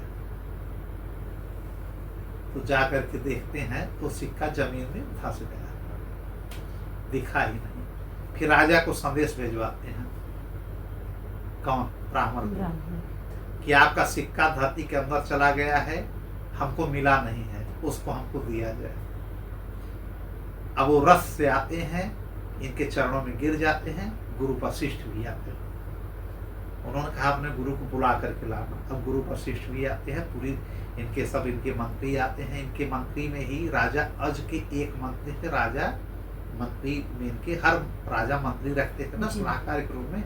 एक थे सुमंत, जो कि वही सुमंत आगे चल करके राजा दशरथ के मंत्री बनते हैं। ठीक है जी। ये आज के समय से है। जब सुमंत्र आते हैं, और सुमंत्र इनका नाम क्यों है कि ये अच्छा अच्छा मंत्र देते हैं, अच्छा अच्छा सलाह देते हैं, इसीलिए राजा आज ने इनका नाम रखा था सुमंत या सुमंत कहते हैं। अच्छे मति वाले, अच्छे विचार वाले। फिर इन्होंने कहा कि राजा अज से सुमंत ने कि राजा ये बताइए, इतना परिश्रम करके आपने दिया, वो भी सिक्का जो क्वाइन नहीं मिला, तो आपका सब मेहनत बेकार हो जाएगा। क्या किया जाए इसमें। कहा ना गुरु वशिष्ठ और हमारे ब्राह्मण देव ही बताएंगे क्या करना है। फिर जाकर के चरणों में जब फिरते हैं पंडित और पंडिताइन दोनों को तो पंडिताइन उधर मोह कर लेते हैं, छोटा सा एक सिक्का लाए हैं हो राजा। तो ब्राह्मण देव ने कहा शांत रहो भार्या, तो जो भी आप लाए थे इसी जमीन में गिर गया और जमीन के अंदर चला गया, और जमीन के अंदर जो भी निकलता है वो राजा का उस पर अधिकार है। तो अब जमीन के अंदर चला गया, खोद करके उसको निकाल के तब लाइए, तब हम स्वीकार करेंगे उस सिक्के को। अब खुदैया शुरू हुई, खोदते खोदते अंदर चले गए, पूरा कुआं जैसा गड्ढा बन गया। वह सिक्का जहां गिरा था वहां 10 रथ अलग अलग दिशाओं में खड़े थे, 9 रथ बगल बगल, एक रथ बीच में। उस रथ के बीच में एक छोटा सा बालक रो रहा। तो राजा अज ने उस बालक को निकलवाया और वो जो सिक्का था उसी के रथ पे गिरा हुआ। तो पंडित जी ने कहा कि जो तुमने हमको दक्षिणा दिया वो मैंने स्वीकार कर लिया, अब दक्षिणा के रूप में तुमको मैं बालक दे रहा हूं। इस बालक को माने कि दशरथ का जन्म भगवान विष्णु ने खुद स्वतः अपने सामने करा दिया। ठीक, उस 10 रथों के बीच से जो पुत्र निकला उसी का नाम वशिष्ठ ने रख दिया दशरथ। 10 रथों के बीच में जो पैदा हुआ वह हो गया दशरथ। यही राजा दशरथ आगे चल के बनते हैं, माने उनका परिश्रम मेहनत काम कर गया और 10 रथों के बीच एक सुंदर सा पुत्र रत्न की इनको प्राप्त हुई और दशरथ बन गया। ठीक, यह इनके जन्म की कथा है राजा दशरथ। अब जब यह 8 महीने के थे दशरथ शिशु अवस्था में, तभी राजा अज राज को छोड़ करके संन्यास ले लेते हैं और पागलों जैसे जंगल जंगल में भटकने लगते हैं, सब कुछ छोड़ देते हैं और अंत में जंगल में इनकी मृत्यु हो जाती है। ऐसा क्यों करते हैं राजा? फिर यह 8 महीने का लड़का फिर शासन अयोध्या का क्यों चलाता है? राजा अज ने गुरु वशिष्ठ को सौंप दिया बालक, और गुरु वशिष्ठ ने उसी अयोध्या के एक राजगुरु थे, उनका नाम था अरुधनवा, और कहीं कहीं इन्हीं को मरुधनवा कहते हैं। तो मरुधनवा ने 18 साल तक इनके नाम पे शासन किया। किसके आदेश पे? वशिष्ठ जी के आदेश पे। यह राजगुरु थे। ठीक है, वशिष्ठ जी तो पूर्ण रूप से पुरोहित है और गुरु थे, और उसी में राजगुरु ये थे उस समय मरुधनवा। इनको कह दिया कि जब तक बालक बड़ा न हो जाएगा तब तक आप वहाँ शासन करेंगे और सुमंत आपके सलाहकार रहेंगे। तो 18 वर्ष के बाद राजा दशरथ उस सिंहासन पे अयोध्या के बैठते हैं, जो कौशल जनपद कहा जाता है। अयोध्या एक नगरी है केवल। अयोध्या क्या है? नगरी है। और इसके पूरे प्रांत को, इसके जनपद को क्या कहा जाता है? कौशल देश या कौशल जनपद। ठीक, कौशल के अंतर्गत, जैसा हम लोग ये यूपी में है, उत्तर प्रदेश के अंतर्गत एक जिला प्रयागराज, ठीक है ना, उसी प्रकार से वह एक राजधानी थी। अब पूरे प्रांत का नाम उस समय कौशल था। अब दक्षिण कौशल की कौन थी? कौशल्या माँ। इसीलिए राजा दशरथ बाद में वहां पे शादी किए हैं, जिससे कि पूरा कौशल हमारा हो जाए। कौशल माने छत्तीसगढ़ पड़ेगा, वहां माने वहां तक अपना शासन हर जगह इन्होंने फैलाने के लिए। पहले शादियां इसलिए होती है ना कि शादी हो गया तो वहां का राज्य मेरे अधीन हो गया। इसी प्रकार से कौशल पूरा इनका हो गया, और उसी प्रकार से मगध इनका हो गया जहाँ की थी सुमित्रा माँ, और उसी प्रकार से पूरा कश्मीर इनका हो गया जहाँ की थी कैकेयी। फिर राजा दशरथ जब 18 वर्ष के होते हैं तो राजगद्दी पर बैठते हैं। लेकिन हम कथा सुना रहे हैं राजा अज की, कि राजा अज 8 माह में ही इनको छोड़ करके क्यों संन्यास ग्रहण करके मृत्यु को प्राप्त हो जाते हैं। क्यों? क्योंकि यह अपनी पत्नी से बहुत प्रेम करते हैं राजा। इनकी पत्नी का नाम था इंदुमती। एक समय इंदुमती और राजा अज अपने छत पर अयोध्या में टहल रहे थे। शाम का वक्त था। अब दोनों एक दूसरे से बात कर रहे थे, गले में हाथ डाल करके एक दूसरे को जो है कुछ खिला पिला रहे थे, अच्छी अच्छी बात कर रहे थे राज के विषय में। उसी समय आकाश मार्ग से नारद जी वीणा लेते हुए बजाते हुए चले जा रहे थे, नारायण नारायण कर करके। उनके गले में जो पुष्पमाला थी नारद जी की, टूट के गिर पड़ी। वह जो पुष्पमाला थी स्वर्ग की थी, और टूट करके गिरी और जाकर के इंदुमती के वक्ष स्तर पे लग गया, और इंदुमती वहीं फौरन तत्काल मृत्यु को प्राप्त हो गई। यह देखकर के राजा अज वहीं विलाप करने लगे। देवर्षि नारद जी आ जाते हैं, प्रकट हो जाते हैं उनके मुड़ेर पे, मतलब उनके छत पर। अब राजा आज उनको प्रणाम करते हैं और कहते हैं कि यह कैसे हुआ। उन्होंने कहा मेरा ही यह पुष्प गिर गया है और इसकी वजह से ये मृत्यु को प्राप्त हुई है। ये रोने लगे कि ऐसे कैसे संभव कि एक पुष्प लगने से इनकी मृत्यु हो गई। ये हमको समझ में नहीं आ रहा है। तब इन्होंने बताया कि हे राजा आज इनको एक श्राप मिला था, जिस श्राप की वजह से इनकी मृत्यु हुई है। यह इंदुमती कौन है? यह इंद्रलोक के स्वर्गलोक की एक अप्सरा है। इनका नाम था हरिणी। क्या नाम था? हरिणी। हरिणी। ये पृथ्वी पे एक समय आई थी, अप्सरा थी। ये आई थी एक बार अपने सहेलियों के साथ भ्रमण करने। ऋषियों के झुंड में पहुंच गई, जहां एक आश्रम था ऋषि तृणबिंदु का। यह कौन सुना रहा है? नारद जी। कि तृणबिंदु के आश्रम में इनका आगमन होता है, और तृणबिंदु समाज में बैठे हुए थे। बार बार ये लोग पायल पहन करके घुंघरू की आवाज इधर उधर जाती है। उन्होंने आंख खोला और श्राप दे दिया जो सामने पड़ा, और सामने यही पड़ी हरिणी अप्सरा स्वर्ग की। उन्होंने कहा कि तुम अप्सरा होकर के पहले से तो धरती पे आ गई, और हमारे बीच हमारी तपस्या तुम भंग कर रही हो। ये तो जैसे मानव लोग करते हैं, एक दूसरे के बढ़ाई, अगर कोई बढ़ने लगे तो उसका टांग खींचते हैं ना मानव लोग, वैसे तुम कर रही हो कि मैं अपने भगवान की तपस्या में लगा हूं, तुम हमारी तपस्या भंग कर रहे हो। जाओ तुम मानव योनि में जन्म ले लो, साधारण स्त्री बन करके जीवन जियो। अब रोने का आने लगे कि हम धरती पर रह नहीं पाएंगे, हम स्वर्ग की अप्सरा, हम कैसे रह पाएंगे? प्रभु हमको माफ करिए।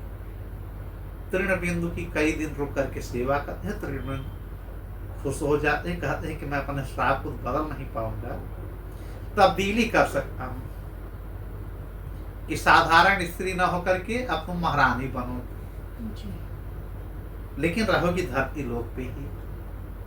तुम्हारी मुक्ति का उपाय यह है कि जब स्वर्ग का कोई पुष्प तुम्हारे ऊपर गिरेगा या तुमसे स्पर्श हो जाएगा, तो तत्काल तुम उस यौवन से, उस स्त्री रूप से मुक्त होकर के स्वर्ग चली जाओ। तो देवर्षि नारद जी कहते हैं कि राजा आज जिस स्त्री से आप इतना प्रेम कर रहे हैं, इतना जिसके आपका लगाव है, रो रहे हैं, गा रहे हैं, ये आपको शोभा नहीं दे रहा है। आपका 8 महीने का पुत्र भी हो गया है, 8 महीने को समय हो चुके थे राजा दशरथ, और जो विधि का विधान था, मैं तो एक माध्यम बना। अभी चली गई ये समय स्वर्ग में, देखिए हरिणी बन करके देख रहे हैं, दर्पण जैसा दिखाती, अब वहां खुद खुश होकर के नृत्य कर रही हैं। कहाँ? स्वर्गलोक में, इंद्रलोक में। किसके पास? इंद्र बड़े खुशी हुई कि हमारी अप्सरा आ गई, लेकिन ये दुखी हो गए इतना देख करके कि मेरी पत्नी वहां नृत्य कर रही है, मैं उसके बगैर नहीं रह पाऊंगा। इन्होंने कहा नारायण नारायण, बाकी अब आपकी इच्छा। तो उसके नारद जान रहे कि अब इनके भी जाने का समय हो गया। फिर ये दशरथ जी को 8 माह में ही छोड़ करके चले जाते हैं वन में, और उसके बाद वहां से उनकी मृत्यु हो जाती है। तो यह हो गई राजा दशरथ की और राजा अज की कथा। अज किसके पुत्र थे? राजा रघु के। राजा रघु किसके पुत्र थे? राजा दिलीप के। दिलीप की कथा थोड़ी सी सुन ली जाए। दिलीप को भी राजा दिलीप सेकंड, एक दिलीप पहले थे भगीरथ के समय। अब ये दिलीप कौन है? रघु के पिताजी, सेकंड जिसको कहते हैं। इनको भी पुत्र नहीं हो रहा है।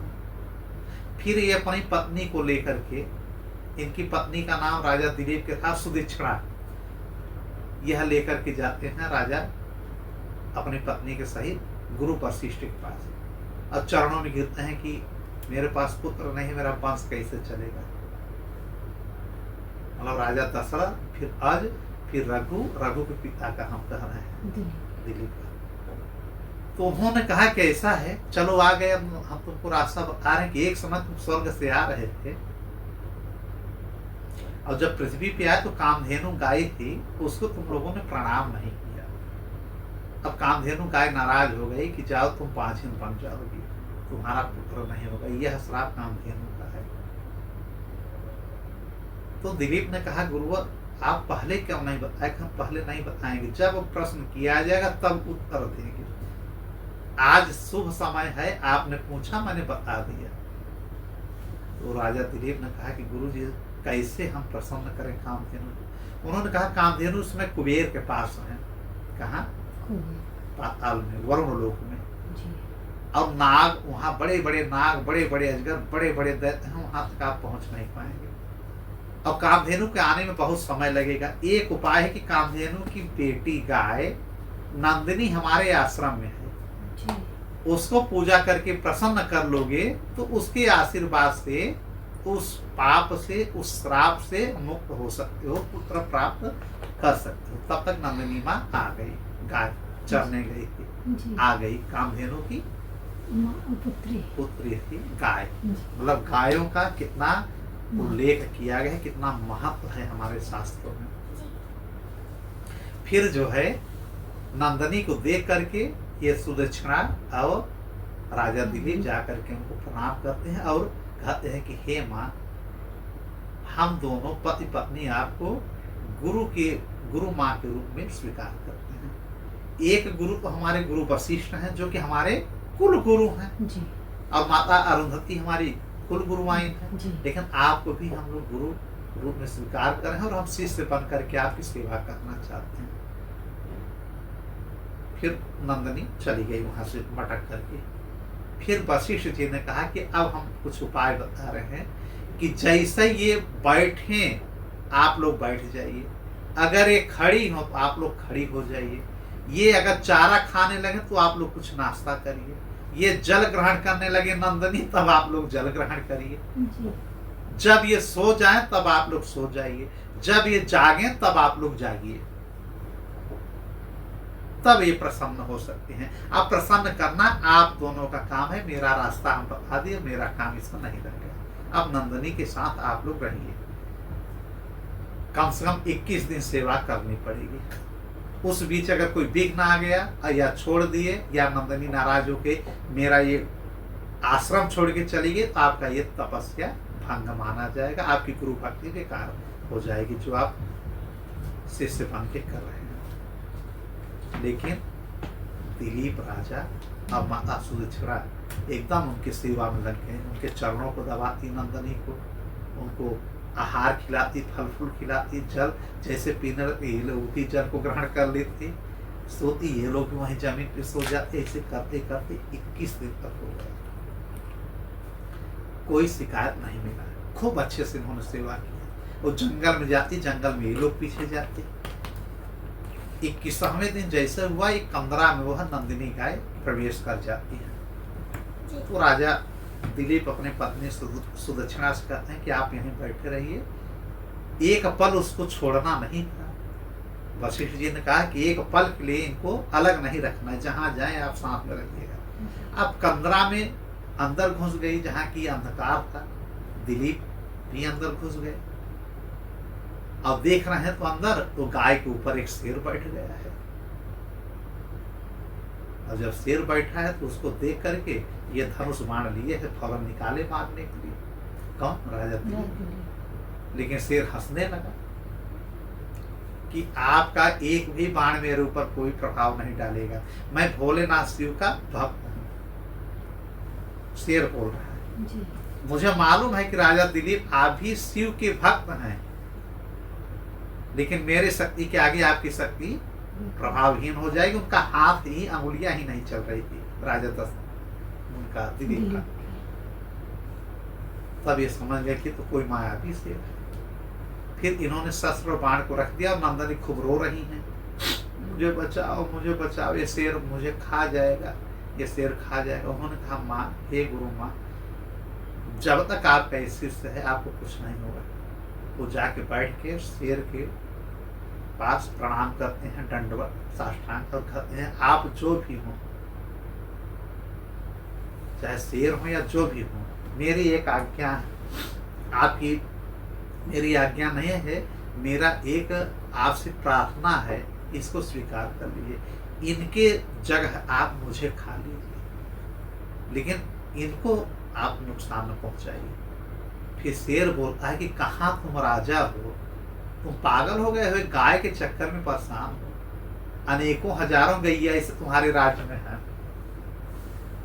अब तुम राजा होकर के अगर मर जाओगे तो तुम्हारी प्रजा कहाँ जाएगी, इसलिए तुम मत मरो, इसको खाने दो, तुम जाओ अपना राज्य संभालो, किसी और गाय का सेवा करो। इन्होंने कहा नहीं, मैंने प्रण लिया है कि हमेशा इनके साथ रहूंगा, इनके जीवन की रक्षा करूंगा, मैं जी करके क्या करूंगा, मेरे मांस को खा लीजिए, मैं अपने भगवान शिव को प्रसन्न कर रहा हूं, जिससे कि तुम्हें आदेश है तुम उसको खा लो। वो शिव भगवान को याद करने लगते हैं। राजा दिलीप की हे भगवान, नंदनी को कुछ न हो, इस शेर को कह दीजिए, ये कह रहे हैं कि आपके भक्त हैं, मैं भी आपका भक्त हूं, ये मुझे खा ले। और रोने लगते हैं।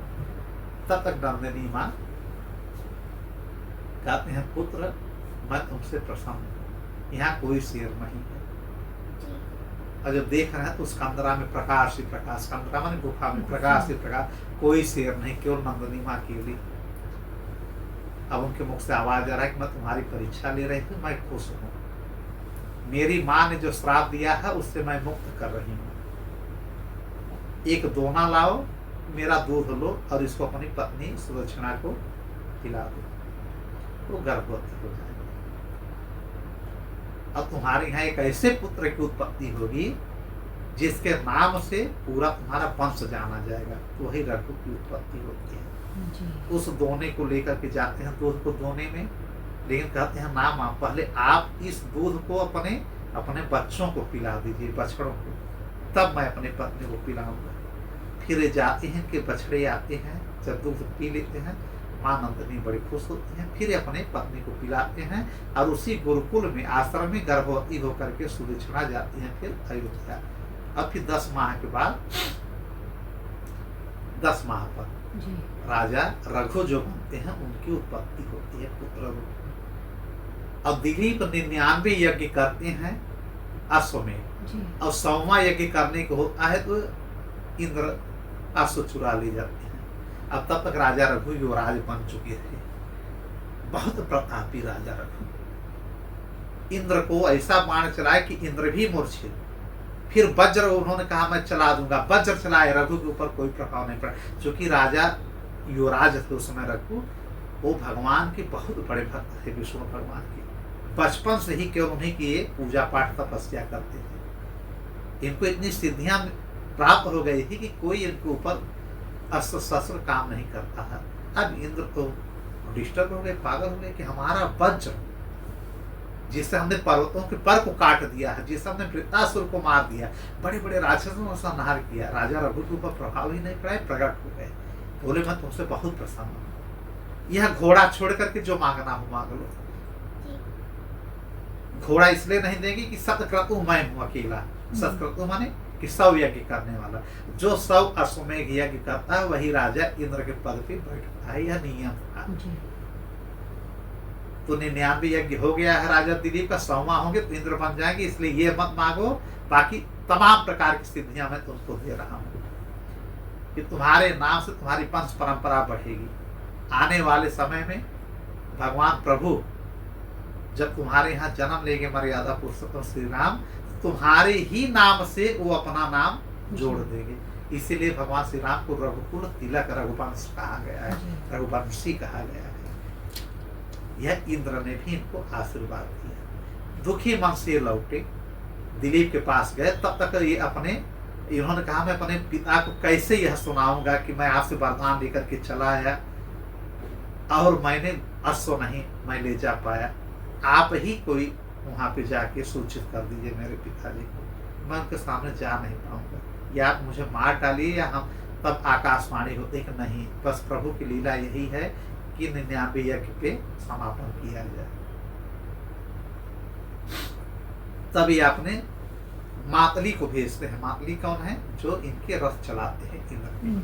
वो जाके पहले ही दिलीप को बता देते हैं कि आपके पुत्र ने इंद्र को आज पराजित कर दिया है, लगभग कोई उनके ऊपर प्रभाव अमुक शक्तियों का नहीं पड़ा। बड़ा खुश होते हैं किया कि गया कोई मतलब नहीं, मेरा पुत्र इतना बलशाली है, इंद्र से भी वरदान पा गया। उधर नंदनी माँ ने कहा ही था जी तो बड़े खुश होते हैं। और कम समय में ही जब युवराज थे इनको पूरा राज दे करके अयोध्या का ये चले जाते हैं अपनी पत्नी के साथ वन में। हर सूर्यवंशी का या राजाओं का यह पहले नियम होता था कि चौथापन माने जैसे ये वृद्ध होते थे सब कुछ छोड़ करके जंगल में चले जाते हैं, घर में रह करके रोटी नहीं खाते थे जैसे आजकल के लोग हैं। यही नियम वंश परंपरा या यही सिस्टम पूरा था। चारों आश्रम का सब पालन करते थे। गृहस्थ का पहला ब्रह्मचर्य, गृहस्थ का और संन्यास और वानप्रस्थ, सबका पूरा पालन अच्छे से लोगों ने किया, राजाओं ने किया, सभी ने किया। अब नहीं होता है। और यह जो है राजा रघु बहुत प्रतापी राजा निकले। रघुकुल रीत सदा चलाई, प्राण जाए पर वचन न जाए, रघु के नाम से ही रखा गया।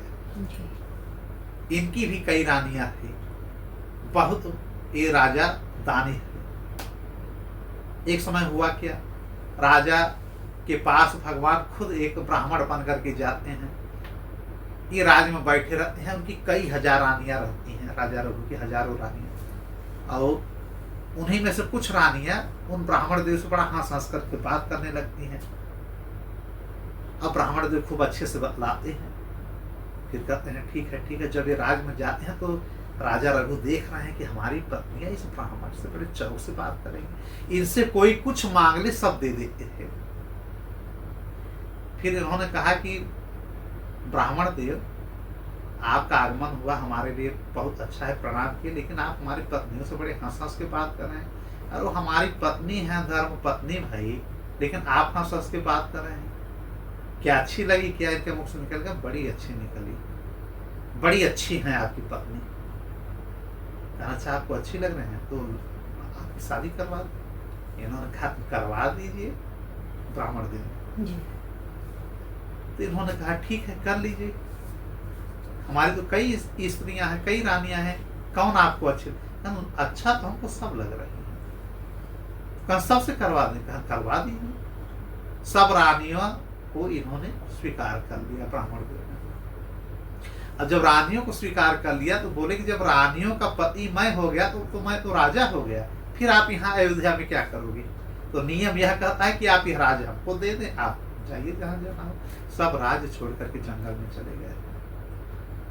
फिर काफी परीक्षा लेते हैं, बड़ी लंबी कथा है। कुल मिलाकर के यह होता है कि जब उनके मरणासन्न की स्थिति आ जाती है, एक बार फंस जाते हैं किसी अन्य राजा की यहाँ, फिर यही विष्णु भगवान जाकर के ब्राह्मण के रूप में जो रहते हैं उनको बचाते हैं और कहते हैं मैं तुमसे प्रसन्न हुआ, मैं स्वतः नारायण हूँ, तुम परीक्षा में पास हो गए, तुम्हारे यहाँ आने में मुझे बड़ी प्रसन्नता हुई। अब तुम्हारा पुत्र जो अज होगा, उनके पुत्र होंगे राजा दशरथ, फिर मैं वहां पे जन्म दूंगा और ये वचन देता हूँ कि तुम्हारे नाम से रघुकुल पूरा वंश चलेगा। एक बार ऐसे रघु की और कथा है कि इतना दान किए कि गरीब हो गए, अब बाद में कौश नामक एक मुनि आते हैं, जब देखते हैं कि राजा रानी ये सब जो है एकदम धोती फटी पुरानी पहन करके और मिट्टी के बर्तन में अब उनको जल अर्पित कर रहे हैं, तो उनका मुंह बन गया कि मैं आया था भिक्षा लेने। हजारों करोड़ों मुद्राएं, पूरा राज इन्होंने दान में दे दिया। राज को छोड़ करके जितनी मुद्राएं था सब ये गरीब हो गए थे, आश्रम बना करके रह रहे थे। तो कौश ऋषि बड़े दुखी हुए, 2-3 दिन रहे, बोले हम चल रहे हैं राजा, अब हमको आदेश दीजिए। उन्होंने कहा आपके आने का कारण क्या है ये बताइए। तब इन्होंने कहा कि मेरे आने का कारण था कि 14 करोड़ स्वर्ण मुद्राएं लेना, क्योंकि मैंने अपने गुरु से 14 प्रकार की विद्याएं सीखी, और बार बार मैं कहता है कि जब तक आप हमसे गुरु दीक्षा नहीं लेंगे मैं उत्तीर्ण नहीं होगा। उन्होंने कहा जाओ 14 करोड़ मुद्रा लेकर के आओ। गुस्से में कह दिया, तो मैं भाग करके आपके पास था, देख रहा हूँ आप तो हमसे भी गरीब बने हुए, इसलिए मैं मांग नहीं रहा हूँ, जा रहा हूँ। उन्होंने कहा नहीं। राजा रघु ने कहा कि जब मेरे पास आ ही गए हो तो मैं तुमको 14 करोड़ मुद्रा दूंगा, है एक मुद्रा नहीं। फिर ये अपने सेनाओं को बुलाते हैं, पूरी बात करते हैं कि ऐसा है, अब कुबेर के यहाँ हम लोगों का आक्रमण करना है। पूरी सेना को संगठित कर, सारी सेना भुखमरी में आ गई, लेकिन साथ राजा का नहीं छोड़ी। इन्होंने कहा क्योंकि बहुत बड़ा इन्होंने यज्ञ किया है, विश्वजीत यज्ञ किया है, जिसमें कि सब दान इन्होंने लुटा दिया है, सब पूरा कुछ नहीं इनके पास रह गया था। शरीर को छोड़ करके मिट्टी के बर्तन में भोजन ग्रहण करते थे। अब प्लान बना कि कल कुबेर के यहाँ आक्रमण होगा। कुबेर को यह जानकारी इंद्र के दूतों के द्वारा मिलती है कि अब आपके यहाँ आक्रमण होगा।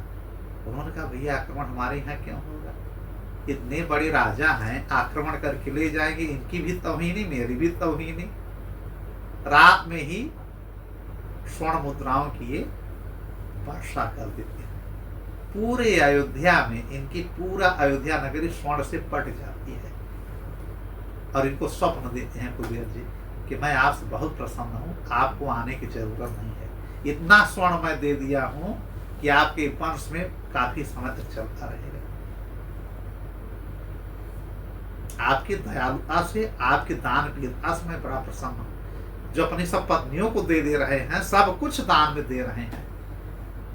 तब राजा ने कौश को बुलाया और उन्होंने कहा जितना ले जाना हो। तो कौश ने कहा नहीं, हमको कुल 14 करोड़ मुद्राएं चाहिए। आजकल के लोगों ने कहा अच्छा ठीक है, तो ऐसा करिए 28 करोड़ मुद्रा दे दीजिए, लेकिन वो केवल उतना ही ले गए जितना गुरु दीक्षा देना था, और लेकर के चले गए। ये है कथा सूर्य वंश का, या कुल रघुकुल वंश का। उस वंश में भगवान श्री राम जी का प्रकट होता है। तो आज का हो गया कि राजा दशरथ का जन्म हो गया, राजा अज के विषय में जानकारी मिल गई। अब राजा दिलीप का हो गया, राजा रघु का, माने दिलीप, रघु, अज और राजा दशरथ। ठीक है, तो आज के लिए बस इतना ही। राधे राधे, श्रीमन नारायण।